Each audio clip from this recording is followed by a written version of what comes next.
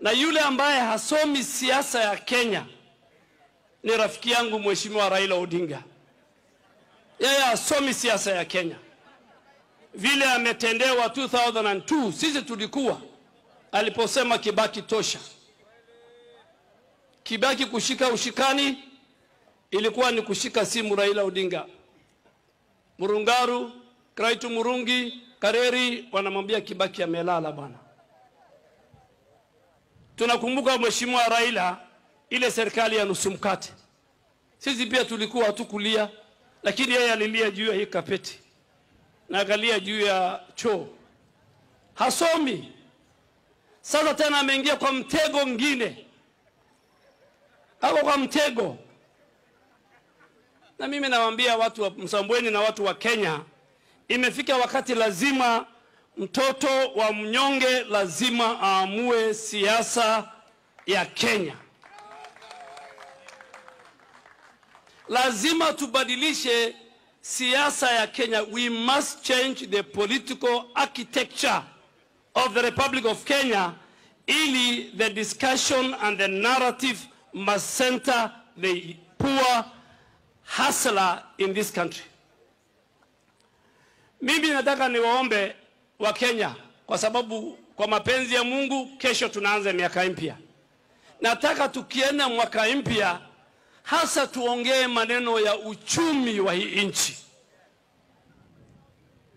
Uchumi wa hii nchi iko katika hali mbaya. Lazima tujiulize. We must ask all leaders and government, both county and national government, we must discuss the economy of our country come next year. We must discuss next year COVID and the welfare of the frontline workers. We must discuss the reopening of schools and our children and their safety. Those are key issues that this country must address coming tomorrow, inshallah. Kwa mapenzi ya Mungu. Ya mwisho, unajua watu wengi wamemwambia Mvurya, wewe utakuwa makamu wa rais. Hapa tulikuja na Ruto mkatupatia Makwere akuwe makamu wa rais. Mnakumbuka? Mnakumbuka? Ati Makwere ndio akuwe makamu wa rais 2013, kabla hatujaungana na Mheshimiwa Uhuru. Sisi sasa hatuna haja na vio. Sisi hii timu mnaona mambo ya nani atakuwa hii si muhimu, si hoja. Hoja ni kukomboa huyu mwananchi. Hoja ni kumake sure huyu mwananchi ameunda serikali na hiyo serikali ndio itaangalia maslahi yake. That should be our concern. Our concern should not even be hii chama hapana. Aisha, mimi hii maneno ya vyama vya kikabila, vyama vya eneo fulani, hiyo mimi sikubaliani. Kwa sababu huyu mtu mnamuita hasla, huyu hana kabila, huyu hana eneo, huyu ni Muislamu, ni Mkristo. Wameungana kuwa ni watu ambaye kila asubuhi saa 10 ya asubuhi kwa Muislamu akiswali, kwa Mkristo akiamuka ni kutafuta chakula. So sisi wanasiasa tusiwagawe kwa kikundi. Huwezi kuongea maneno ya watu wa chini, wanyonge, alafu wewe unakuja na sera na chama.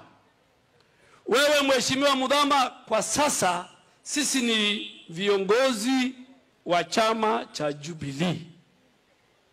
Na hii Jubilee hatukuwa kimakosa. Hata ODM tulikuwa mara moja tukahama. Hatukuja kimakosa. Tuko na shares. Hii nyumba mwingine amelete bati, mwingine amelete msumari, mwingine amelete carpet, mwingine amejenga choo. Wewe Mheshimiwa Mudhama, wewe tia bidii.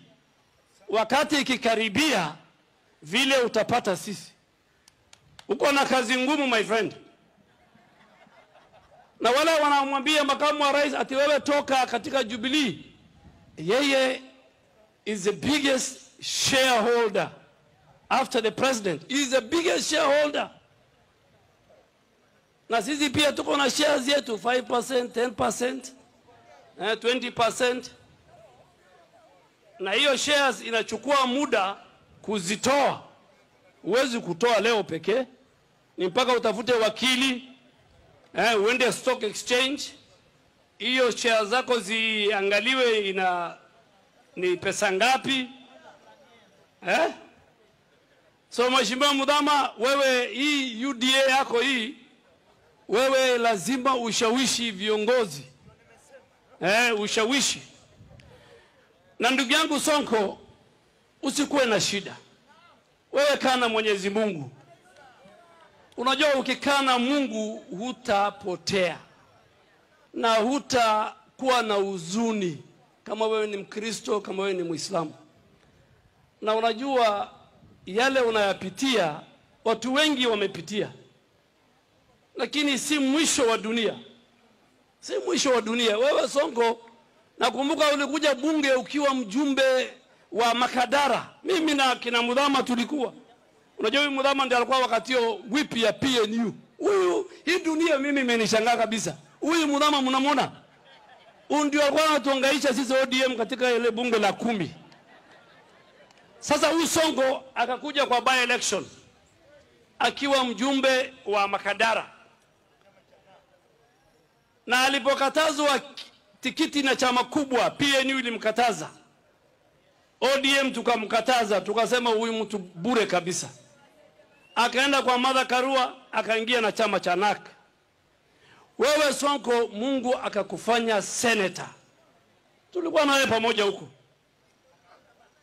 Mungu tena akakufanya governor wa, tena si governor wa Garissa ama Mandera ama Kwale, governor wa jiji kuu la Nairobi. Mungu anakupenda bwana. So wewe relax. Umeingia kwa wale, umeingia katika ile group ambaye wamevutwa. Na tutakuwa na club. Tutakunywa chai pamoja. Kama ni maneno ya Twitter iko Murkomen. Kama ni maneno ya wazee jioni ni mimi. So wewe Sonko relax. Umesikia watu wa Msambweni? Lazima ya kumalizia lazima. Unajua tunaongea maneno mingi sana. Tunaongea maneno ya chama, tunaongea maneno ya Msambweni, tunaongea maneno ya 2022, tunaongea maneno ya BBI. La muhimu sasa ni lazima tuongee hali ya uchumi wa nchi yetu. Lazima tuongee hali ya watoto wetu tarehe 4 kwa mapenzi ya Mungu. Lazima tuongee juu ya hii jangwa ya COVID-19. We must focus on that. Once we fix those 3, then we will come back and build the government that we need. Asanteni sana. Wacha mimi nimwalike dada yangu, mama hodari. Huyu mama deputy governor wa Kwale. They say every successful man, there is a woman behind him. Hii mnaona mazuri ya Mvurya hangefanya bila deputy wake. Mama karibu sana, ualike, unauchukua ushukani.